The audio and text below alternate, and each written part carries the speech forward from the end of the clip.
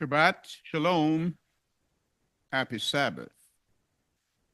The king aberrant and the Heir apparent. The king aberrant and the Heir apparent. That's the subject matter for today. And contextually, whenever your conduct departs from the Word of Yah, the inerrant Word of Yah, the immutable Word of Yah, you are aberrantly defined. And so you will see today's study unfolds through the experience of David and King Saul. That's what we want to look at this morning, and to use it as a periscope and perhaps also as an indictment to this generation of people. Because there are times when men have been selected, elected by Yah for great purposes. And they cut that greatness short by way of leaving the path that Yah had set for them.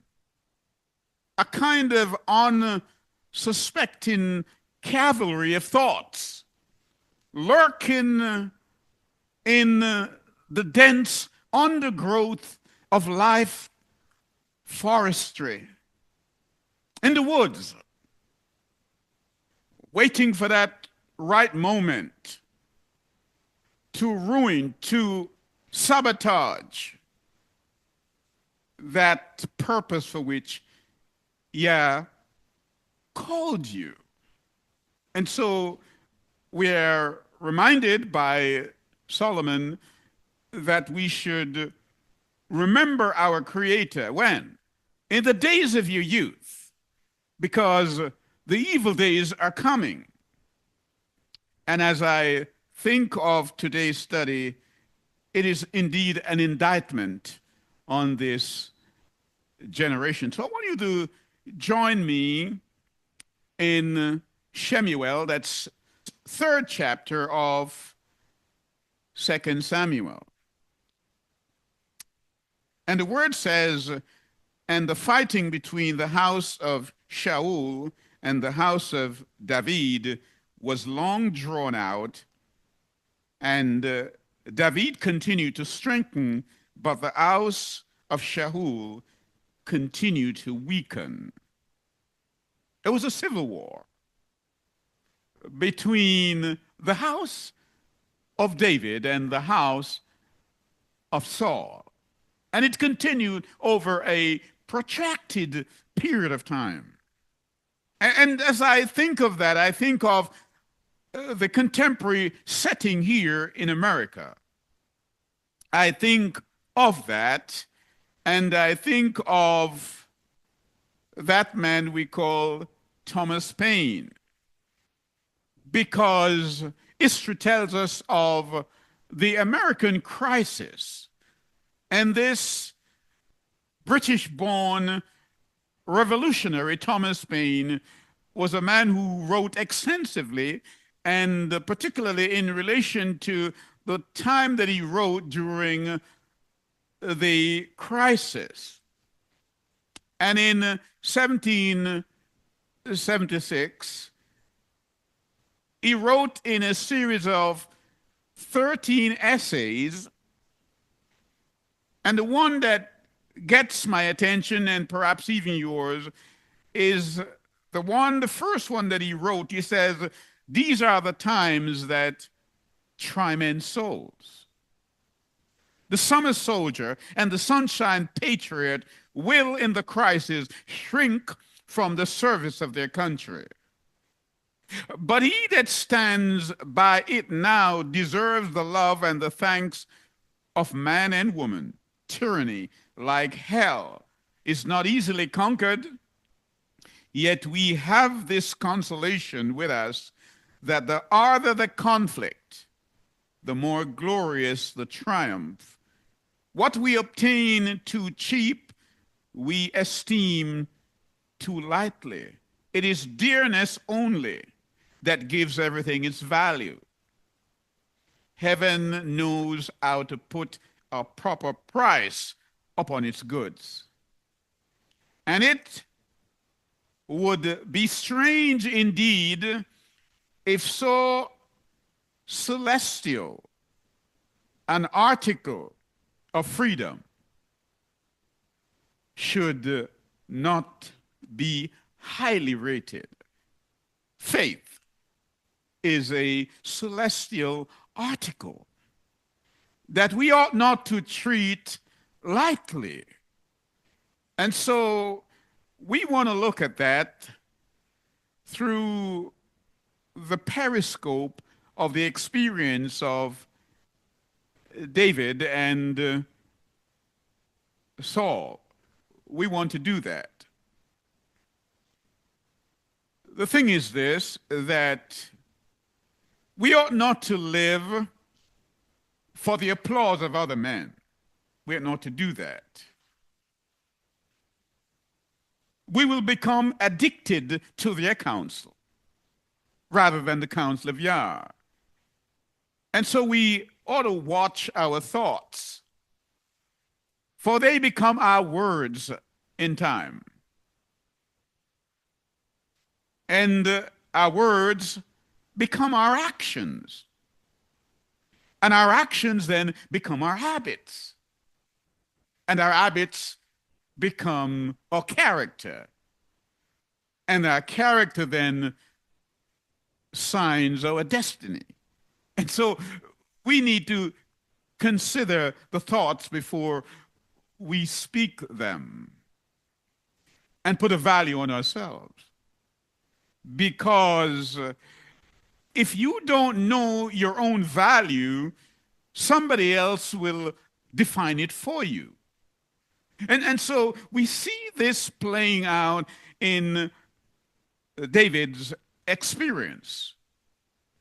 And in verse 18,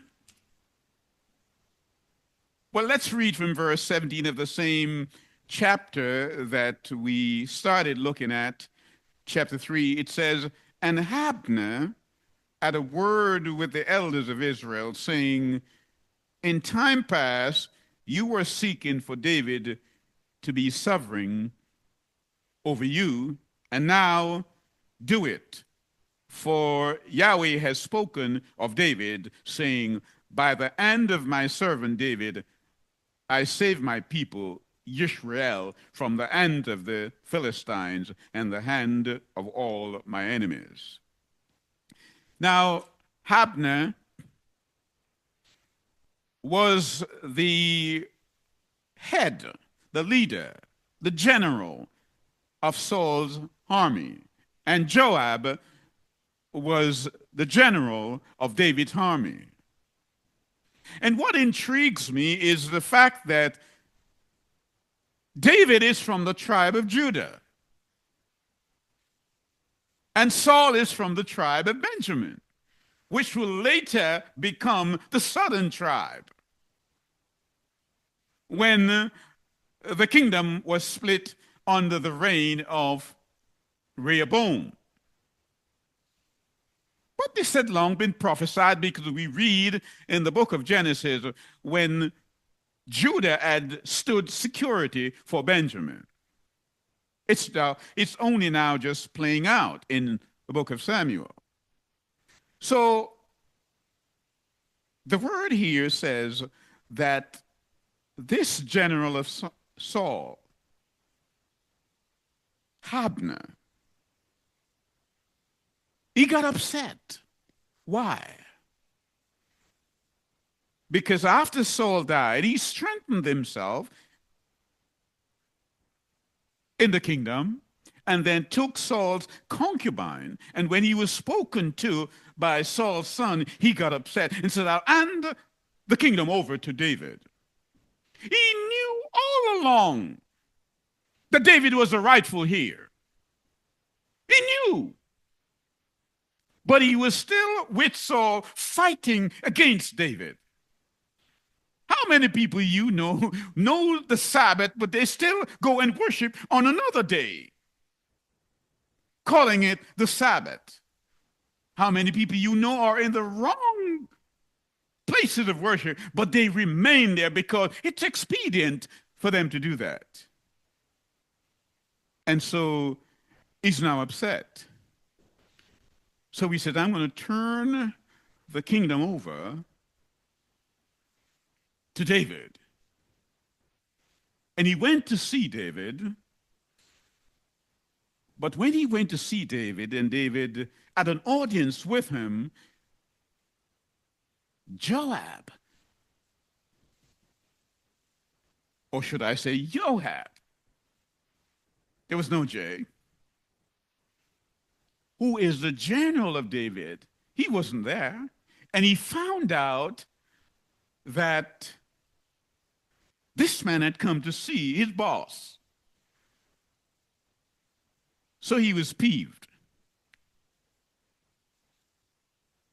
And he went to David and spoke to him regarding this matter, because perhaps in his mind he's thinking, a general coming from another place to speak to my boss, perhaps my job is it riskier. Moreover, this man had killed his brother some years earlier. So the word said he left and went after Abner and killed him. And David cried like a baby, saying, Abner died like a fool. He said, your hands were not chained. You died like a fool. And for that whole day, David did not eat anything. I just want you to see the kind of person David was. And so Saul was chosen to be the first king of Israel. But he was the aberrant king. When Yah told him to do something, he would do opposite. Yah says, kill all the Amalekites. And Saul kept all the sheep and brought the king and did not kill him. It may seem a simple thing. Yah says, slay everybody. Slay the animals. It's a command. When Yah speaks like that, he speaks to us in the imperative mood. He speaks to us like that. Remember the seventh day to keep it holy. He speaks to this generation like that. These are the times that try men's soul. But the summer soldiers, they will shrink from their duties because they don't like the winter weather and the chilly times of life. They don't like that. And so it is with faith. And so David here is chosen by Yah. Saul subsequently died, and Samuel is mourning after him. And Yah is saying, why are you mourning so long after this man? I have already found a man who is after my own heart. His mother committed adultery. So it seems. And so David in Psalm 51 is saying, I was conceived in iniquity. He's letting you know. So David here did not carry and did not enjoy the same favors as his brothers in the house. It says that David was put out into the pastures to attend to the sheep, while these other brothers, they were at home and were with Saul, some of them, in the army. But David was out there, and we read that the intent, not from the Bible, but in other writing, the intent was to try and get him eaten by a bear or a lion because they did not like him. They disliked him.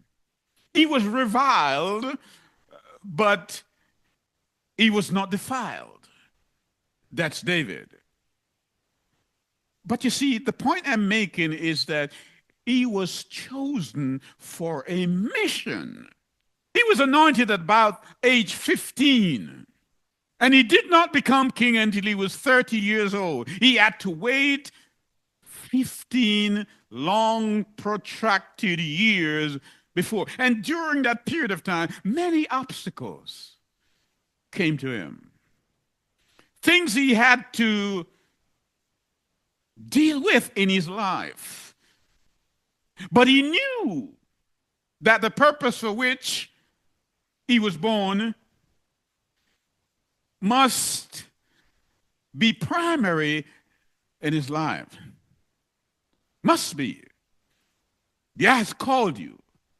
But so often those unsuspecting thoughts that lurk in life's jungle, waiting for the right moment to ambush our purpose in life.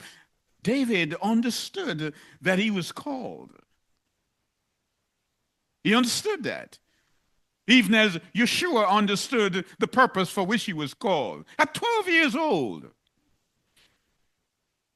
he went missing for 3 days. And his mother and father, Joseph, were looking for him. And when they found him after 3 days, they said to him, "How could you do this to us?" You read that in the book of Luke. He says, "Did you not know that I must be about my Father's business? Did you not know that the purpose for which I live must outdistance all the other means? Did you not understand that?" And so we see Abner recognized that David had been chosen by Yah to bring Israel together, but yet Abner is on the other side fighting against him. He's fighting against the chosen man of Yah. And so the thing is this, that true words often in this life, they're often unpleasant. And unpleasant words are taken to be true. We see this in politics over and over and over again. So David is chosen. He's considered to be a man after Yah's own heart. Yah in Isaiah 55 said, "My ways are not like your ways. My ways are higher than yours," said Yah. So when he finds a man whose heart is like, he's saying, "I have found a man who thinks like me." That's what he's saying. Saul, you're not like David. But I have found David who conceive thoughts like I do. And I want to share that with him. And I've chosen him to bring Israel together. That's why I've chosen him. Because he is different. I know he is illegitimate. I know that. I know he is not liked by his brothers. I know all that. I know that Saul tried to kill him. I know all that. But I'm not looking at the appearance of man. I'm looking Have the heart. I know that Eliab, his brother, who is in Saul's army, doesn't like him either. And I know Goliath is lurking in the bushes. I know all that, but I have chosen him. Who Yah blesses? Hey, you're wasting time cursing him. You can't do that because all you're doing is doing violence to your own soul if you curse that man. And so that's why we ought not to fret ourselves over evildoers. And so the word comes to us now, again, in the same chapter, that David cried. He's a man with emotions when Abner died. Remember, Abner had killed a relative of David. But David realizes that circumstances and events has now come to the point where prophecy must play out and he must become king. And Abner says, I will facilitate that process. And David says, all right, I'll hear you. And it so happened that Abner, who knew he was doing wrong, decided to do right. But you know, the word is this, that Yah's mill, it grinds slowly, but it grinds very fine. And though you think you've gotten away with something, Yah says, vengeance is mine. So nobody gets away with anything. Nobody at all gets away with anything. So join me now in 1 Samuel. 1 Samuel, and we will review that passage that was earlier read in chapter 25. And Shemuel died, and all Israel gathered and mourned for him and buried him at his home in Ramah. And David arose and went down to the wilderness of Paran. David is on the run. He is on the run. Now, this is strange, is it not? Here is a man who is chosen by Yah because he thinks like Yah, his art is like Yah, and he's chosen to be king, but he's on the run. Because he has to go through a process. He has to go through that fire of life experience before he gets to the point where the purpose is materialized in the experience. And so he's in the wilderness and he's hiding from Saul. He's hiding from Saul. And you ask yourself, how could this be? And David now finds himself in need. He's hungry. And the men with him, they're hungry too. It doesn't mean that because you have been chosen for something or some purpose that you won't have to jump through some obstacles to get there. It's a process. And Yah has to make sure that if he's going to build a house, he wants to know that the main beam is strong enough to hold the roof. Because if you put the roof on the main beam and it cracks, your house is in trouble. And so he's trying David to see whether David is the material to hold up Israel.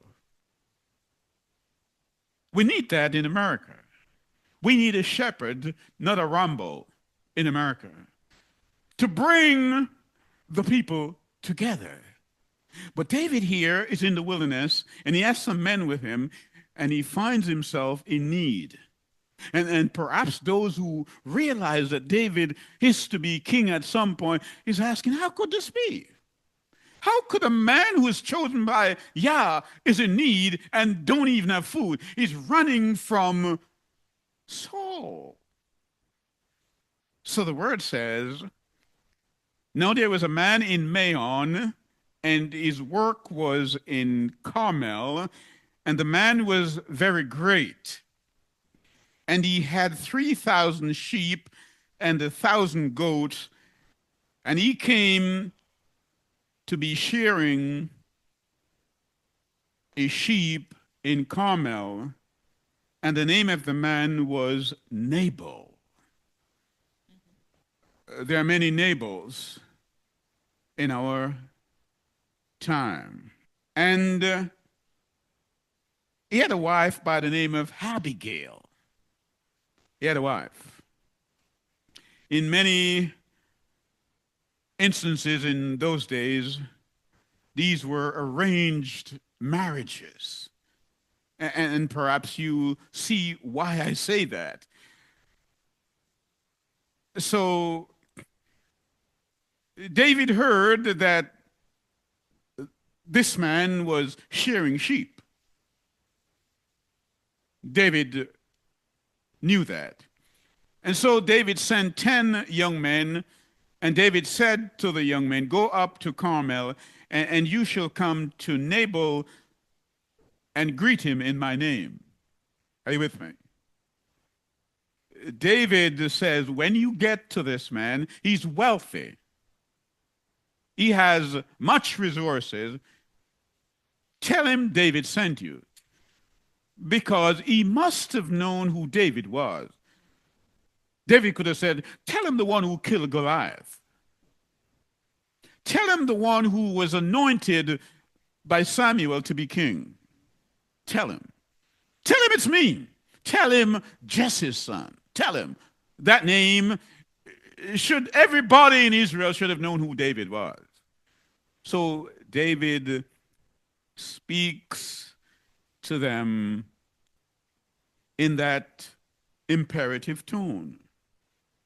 But when he gets there, he says, speak to him in the indicative tone. Make a request. We're asking for something. Do that. Go and tell him. And say this, long life and peace to you, and peace to your house, and peace to all you have. And now I have heard that you have shearers. Now your shepherds have been with us. We did not put them to shame, and not a speck of theirs was missing all the days they were at Carmel. While these men were in the wilderness with us, we looked after them. We took care of them. We looked after them, and we were like a wall to them. We looked after them. So David now is thinking, I have done this good deed for this man. Surely he will reciprocate. That's a thought. And it's a reasonable thought. It's commonsensical to think that. And so he's telling them how you must greet him, what you say to them. Be on your best behavior. Be circumspect in what you say and what you do, because this man is a great man. His name is well known in Carmel. He would be the original billionaire in that time. He's rich. And so the word says that the young men went. They came, this is verse 9, and they spoke to Nabal according to all these words in the name of David, and waited. But Nabal answered the servants of David and said, who is David? Who's David? You think, as you read this, you think he's got to be tripping, isn't he? And who is the son of Jesse? The servants who are running away from their masters have become many today. Who is David? Surely he must have known that it was David who killed Goliath, because all Israel were afraid of Goliath. So he's been insolent here. Very impudent man, insulting David. My point again, this is the heir apparent. He's chosen by Yah for a purpose. This is just one of the obstacles that he has to go through. And David understands this, and he's allowing it, because we also meet a man called Shimei who cursed David and threw dirt at him. And David said, let him do that. Let him do it. His own friend that he sat at table and ate meat with betrayed him, and he cried. His own son, Absalom, he had to run away from. All these things attended unto King David, because this is the fire, circumstances that he has to go through to make sure that he is fit for purpose. He has to go through that. And so the men came back and they told David what the man said. The man said, I can't take my bread and my water and my meat that I have slaughtered to my shearers and give it to men coming from who knows where. You instantly get the impression this was a Scrooge. He's stingy beyond comprehension. This is clinically cold man, this man here. He's so cold that the 10 young men, they froze in disbelief when they heard what he said. And it's quite clear that Abigail here was married to an iceberg. It is cold, very cold. And so you understand that this marriage was really nothing more than an emotional, psychological Titanic heading towards shipwreck until David came along. You see that? It was cold. And so when they told David, David said to his men, each one, gird on your loins, put your sword on. Because he's angry. And perhaps you think he has good rights to be angry, because he's done a good deed. David is thinking that, let's look at it economically, because, we're talking here what? I've done a good deed for him, and it is time to do a good deed for me. But that's not how the other guy was thinking. Because some people, they don't like to give. But who wouldn't want to give to David knowing what he had done? David said, put your sword on. Because I'm going to, as they would say where I come from, limb him up. I'm going to put him right. I'm going to mess him up. And David, men began girding on their sword. And we're told that someone came to Abigail, that's the man's wife, and told him, this is what happened, David had sent these young men and asked for food, and your husband just was too cold. And in verse 15, he said, but the men, in reference to David and his men, were very good to us and did not put us to shame, nor did we miss anything all the days we accompanied them when we were in the field. They were a wall to us. They looked after us. So Abigail quickly made haste, the word says, and took 200 leavens and 2 skins of wine. She brought loaves and wine and, sheep made ready. And she did all these grains and raisins and figs, and she saddled her donkey. She saddled him. She saddled the donkeys and brought them to David because she had not previously known what had happened. She had not known. And this woman, as you know, she is intelligent. And she's able to enter into the subjective world of other people. She was a woman of understanding. And perhaps now you can ask yourself, how could she have been married to this man? How could this be so? How could this? But as I indicated earlier, must be one of those arranged marriages where it's arranged from youthfulness. And so this is what happened. And she started to talk to David.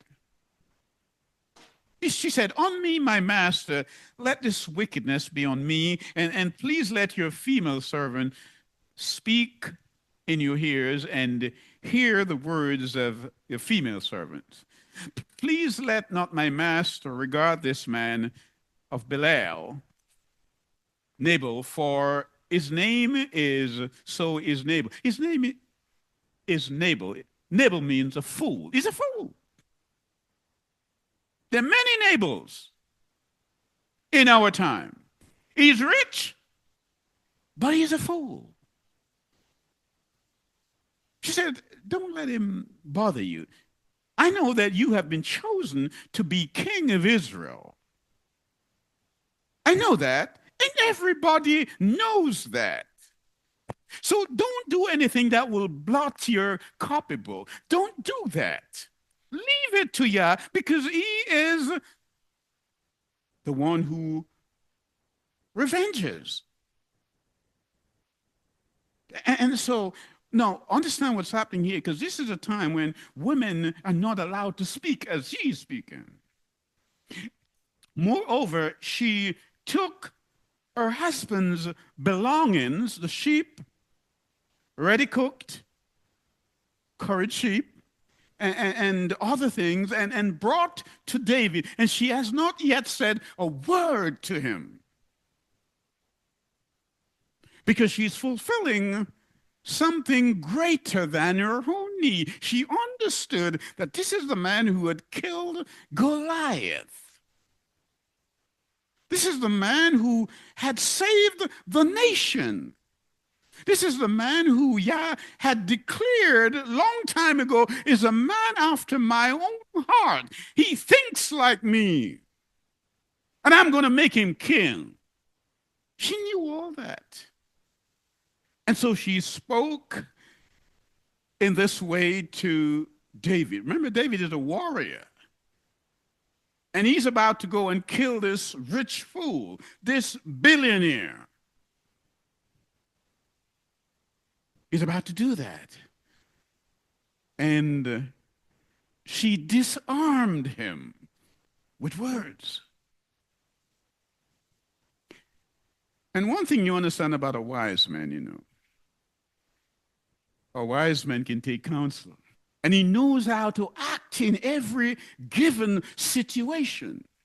On one occasion, David had gone somewhere and realized that they had identified him as being David, and those who identified him would have taken word back to Saul to let him know that they had seen David somewhere. And David started to behave out of character, like a madman. And when they saw David behaving like a madman, they said, "We don't want that madman by us." But David was doing that because he was wise. You see, a wise man can play the fool, but a fool can never play wise. And so we see this man here, this Nabal, this foolish man, has wealth, but no intelligence. David says, I'm going to wipe him out. But a woman here, Abigail, says, don't do it. Don't do it. And it shall be when Yahweh has done for my master, this verse 30, chapter 25, 1 Samuel, according to all the good he has spoken concerning you, and has appointed you ruler over Israel. Did you hear that? She knew that David was selected at 15 years old. He was only a teenager.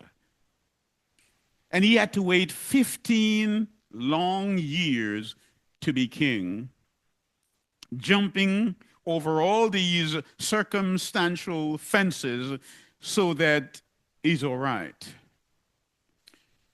Satan, too, was after him, so Satan put Goliath in his way. And Goliath stood there boasting, an act of bravado. Why are you sending a child to fight me, knowing how great I am? And David made it known, you come with swords, but I come to you in the name of Yah. And what's the strategy? What's the eagle eye of David as he looks in the battlefield? He sees that tender spot on the temple. He sees it because imagination gives us license to do that. He sees that spot on the temple. And just as David sees it, Goliath is taking off his hat, his helmet. And David sends a message through that stone. And the word says, the giant fell on the floor. We are afraid of circumstances that are the giants in our lives. Sometimes it's finance. Sometimes it's ignorance. It's all kind of giants in our lives. And we have to contend with them. We have to deal with them, even as David dealt with the giant.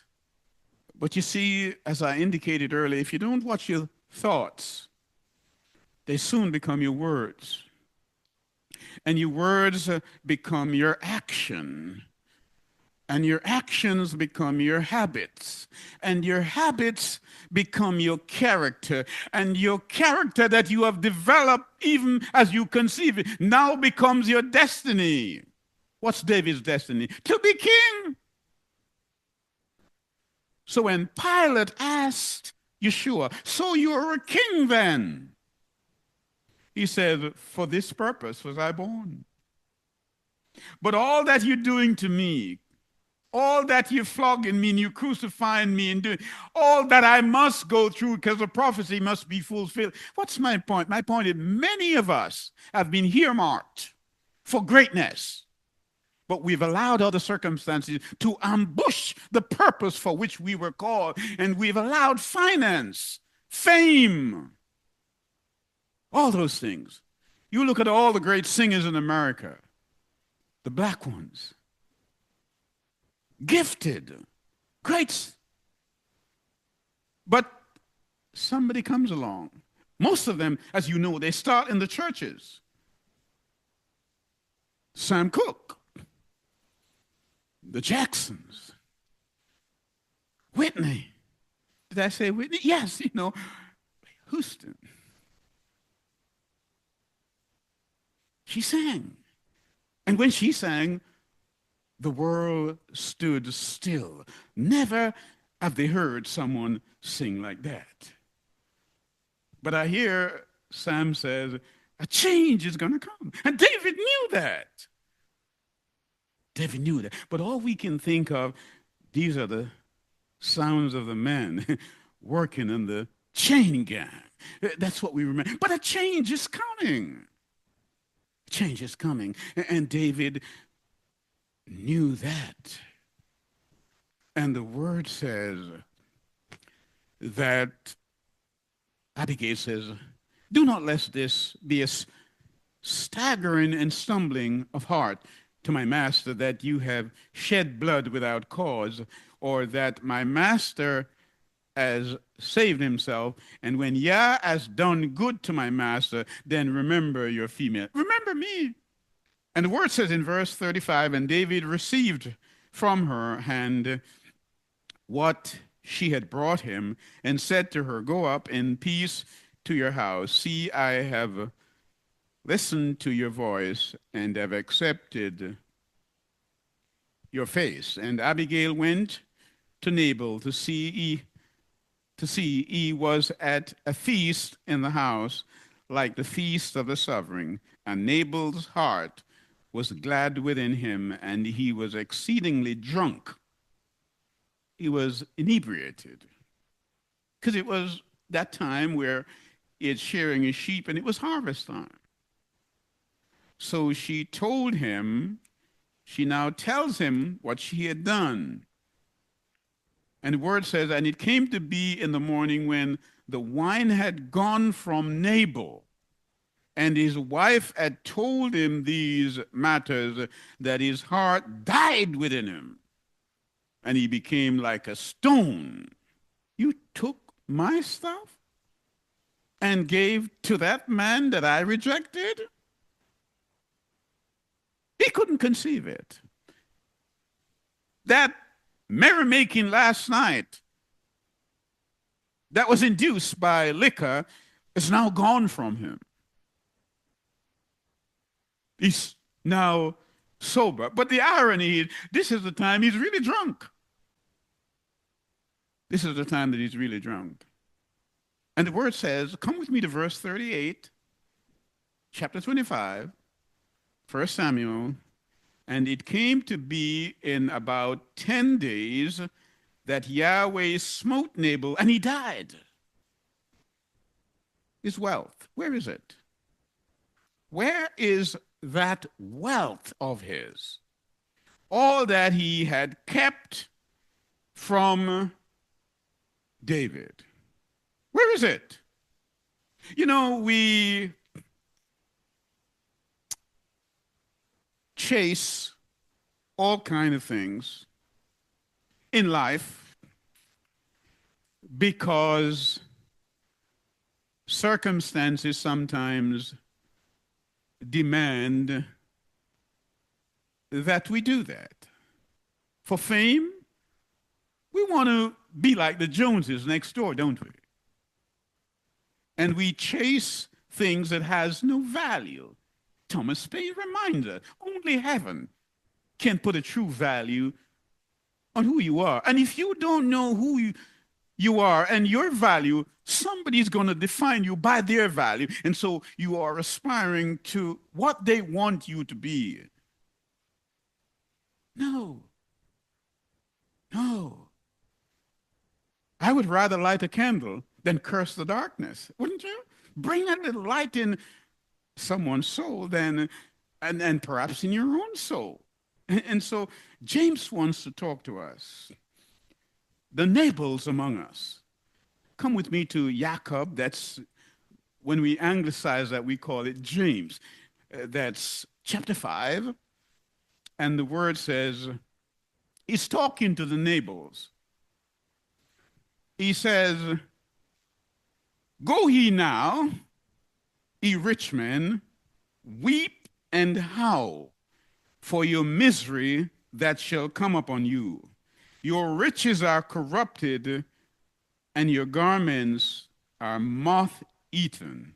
Your gold and silver is conquered, and the rust of them shall be a witness against you, and shall eat your flesh, as it were fire.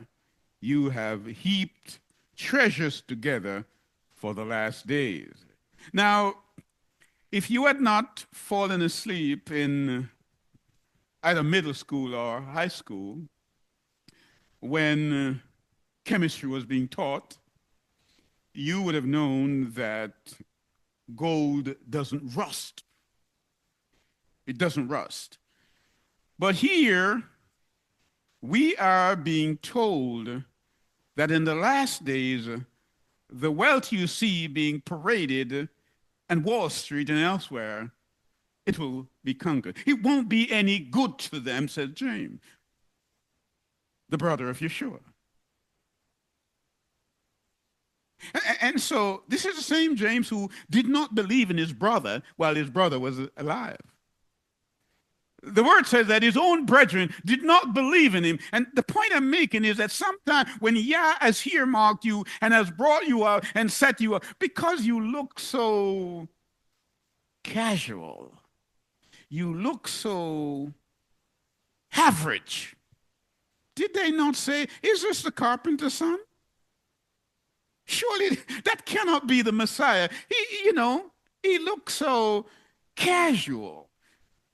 We know him. We know his brothers, and we know his mother Miriam. We call him anglicized Mary. We know him. How could that be? We saw him grow up in Nazareth. But when Pilate asked him, so you're a king then? He said, yeah. For this purpose was I born. And so many of us from the womb, Jeremiah, I knew you. And all the things you're going through life, they were not without purpose. It is for you then in the midst of that to find out exactly what I called you for. What I called you for. Oh, yes. And so we're understanding that David is letting us know that in life you have to know how to choose that vulnerable spot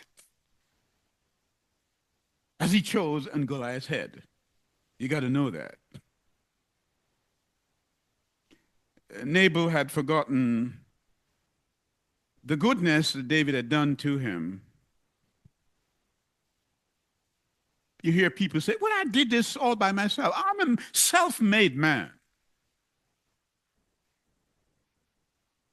And the self-made man, many of them are guilty of underpaying their workers in China and elsewhere. Yah said, I'm going to deal with them because every man must get his wages. You see them on yachts all over the place on TV. You will see them at the judgment seat. They have to come. Men of all ages must come to Calvary for their salvation. And if you don't come, you're in trouble. The white throne judgment is for you. He said, I'm judging the church now because judgment must start where? In the house of Yah. 1 Peter 4:17. That's what he wants us to know. And you can understand why David said, I would rather be a doorkeeper in the house of Yah than to be in the tents of other people. That's what he's saying. And so, as I indicated, this Nabal was a cold-hearted miser. Yes. And as I indicated that, imagination provides that cerebral mugshot of him. We can imagine what he looked like. We can imagine what he looked like. Can you not see his stern look? His intimidating gaze at those 10 men. Can you not see it? With his pruned cheeks. Can you not see that? As he stiffened his gait, walking away from them, as he insolently spoke to the young men, although his warehouse was full of food to share with others. The man having personal wealth, but he underpays the gratitude that David had shown him. He does that. And so I was just reading the other day, and it says the billionaires that they have here in America, the total sum of it is equivalent to 140 nations of the earth, their wealth. James says, don't worry about it, it will be conquered. But you see, a man cannot be rich when his soul is dangling like a participle. Cannot.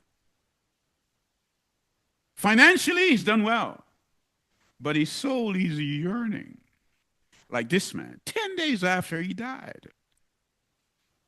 And his wealth. And what's interesting, David sent for Abigail and said, I want you to be my wife. David not only got the food that he asked for, he got the wife who brought it in the end. He got the wife as well. And so, as we look at David's story, in the middle of this, we see ourselves. The only difference is many of us have not worked out what it is we were called for. And we have allowed the circumstances in life and the trappings in life to mug us, to sabotage our efforts.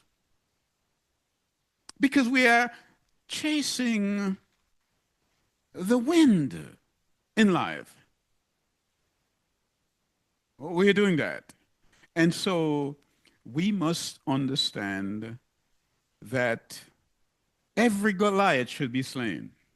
You don't run from Goliath in your life, because that's the only way you're going to attain to the greatness that He has called you for. And David took her, and she became his wife. And we understand that as we bring that story to bear upon this situation, it's an indictment. Because we're dealing with an aberrant society that has deviated from the word of Yah. Should we discuss the Sabbath? Remember the Sabbath to keep it holy. The society has moved away from that. Yah says, a man should leave everybody and cleave to the wife of his youth, and the two become one. Then I read, and he's on his fourth marriage. It's an aberration. Divorce and remarriages. Inhospitality. Nobody invites anybody home anymore because nobody wants anybody to come in their house. That's Nabal, foolish. He did not offer hospitality to David, the king. Hear me? Because David is really a foreshadowing of the real king Yeshua who is coming. He said, when I come, I'm going to raise up David's tabernacle. So just like the people rejected he who was elected by Yah, right now you don't make a response to Yah or to Yeshua, you're doing the same thing. Your hospitality towards him is such that, yes, I'm going to revenge you. I'm going to look at that. So we have this society where many who claim to be believers, they're taking Yah's name in vain. And I want you to understand, I'm not talking about vocabulary, because sometimes people think when you take Yah's name in vain is when you swear. It's nothing to do with vocabulary. He's saying, you who claim to be a follower of me, you follow me, I'm your teacher. That's Yeshua. And you're a disciple. But when you veer from, the teachings of your teacher, you have become aberrant. Oh, yes, you have. And you no longer following the teacher. So he's saying, when you misrepresent me in your action, you have taken my name in vain. Yeshua says, these are the hypocrites. When your spoken word is not the same as your lived religion. And, you know, as I think through this and as we seek to bring it to a closure, I think of the times of Jeremiah in chapter 5. Jeremiah is told, go up and down the streets of Jerusalem, look around and consider, search through the square if you can find one person who deals honestly. Jeremiah is told that because Yah is letting Jeremiah know, I'm not going to destroy the righteous with the wicked. I want you to go into the streets and see if you can find one person that speaks honestly. And if Yah was speaking in a contemporary sense, and he is, he would perhaps say to you, I want you to go to Washington, D.C. And after you finish, go to Westminster in London. Go to Moscow too. And if you can find one leader, one person that does righteously, and I mean right living. That's what righteousness means. To live right, meaning you are living to the command of Yah. That's righteousness. There's no other way. I said Moscow, London, I said Washington, and there are other places. You could go to places in China too, Caribbean, Africa. All these places I'm mentioning, I believe it is most likely that you would still have fingers on one hand if you're looking for somebody who is acting honestly. Because all we ever hear in politics these days are people who tell lies. And if you go to the courts, you listen to liars telling other liars to tell the truth. It's almost risible. It's funny, but it's so serious, it cannot remain funny. And so the point is this, and we'll close on this. Come with me again, so we emphasize the point in Psalm 51. Psalm 51. Here is the man who was called. But he's now king, and he's ambushed by a circumstance.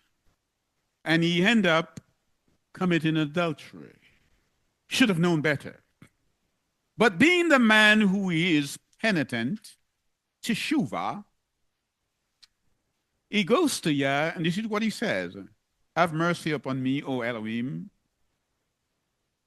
according to thy loving kindness, according unto the multitude of thy tender mercies, blot out my transgressions. That's how we pray. Not erase. We don't use erasers. He said, blot them out. Let them not count against me. Wash me thoroughly from mine iniquity and cleanse me from my sin. For I acknowledge my transgression. Don't hide them. I acknowledge my transgressions, and my sin are ever before me. Against thee only have I sinned, and done this evil in my sight, that thou mightest be justified when thou speakest, and be clear when thou judgest. Behold, I was shapen in iniquity. He's telling you that his mother here has done something. I was conceived in iniquity. He's telling you, I am illegitimate. That's what David is telling you. That's why they didn't like him. His brothers didn't like him. They put him out to tend the sheep while they stayed at home. And when he went there, remember that day when he took lunch for his brothers, and Eliab, the elder of them, saw him and said, what are you doing here? Who did you leave the sheep with? David, you stay in the background. But Yah said, you come forward, David. Because when Saul was misbehaving in front of Yah, Yah said, I found a man. Samuel, you go, and all his brothers, all of them, came before Samuel. But the oil that he brought to anoint them, it just wouldn't flow. And Samuel asked the question, is there another one? He said, oh yes, he's in the bushes. He's standing on the sheep. Bring him. All 7 went through, but David came, and Yah spoke to Samuel, this is the man. Anoint him. Though he might be illegitimate, though his people around him did not support him, though they tried to kill him, and Goliath wanted his head, I have chosen him. David says, I have sinned. He says, teach me your way so I may teach transgressors your way. I have chosen David because he thinks like me, says Yah. He has a heart like me. He's a man after my own heart. Of all the great men we read of in the scripture, Moses, Job, Enoch, Abraham. He said, I'm coming back to raise up David's tabernacle. Let that be an indictment. Because one day the grand jury is going to look at your records.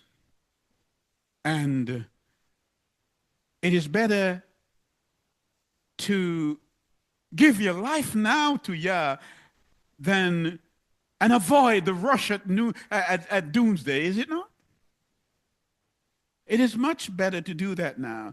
So David says, I would rather be a doorkeeper in Yah's house than all the world, all the trappings that the world has to offer me. I would rather be in a house church than all the edifices of Main Street and mainstream. Because if you are not practicing what Yah said, you are an aberrant church. It's simple. So may we just spend time and pensively and reflect on the experience of David and see how he fought against the giants in his life. Notice when David picked up the stones, he's wise. One giant is coming up to face him, but he picked up how many stones? 5 stones. Why? David knew that Goliath had 4 brothers.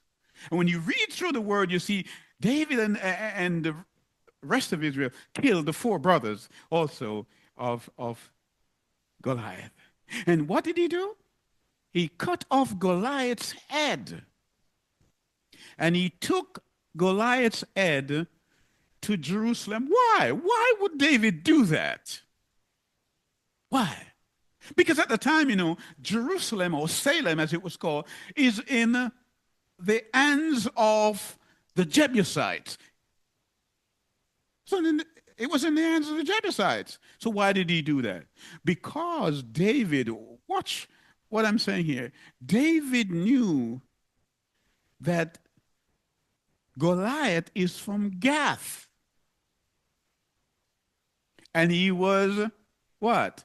He was a giant. Goliath from Gath. So he went there and laid the head right there. So when Yeshua come, they took him to where? Golgotha, the same place, and crucified him at Golgotha.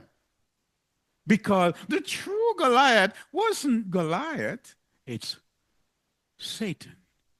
So Goliath was only killed when Yeshua come at Calvary. So men of all ages, if you were born the time before Calvary, you look forward to Calvary.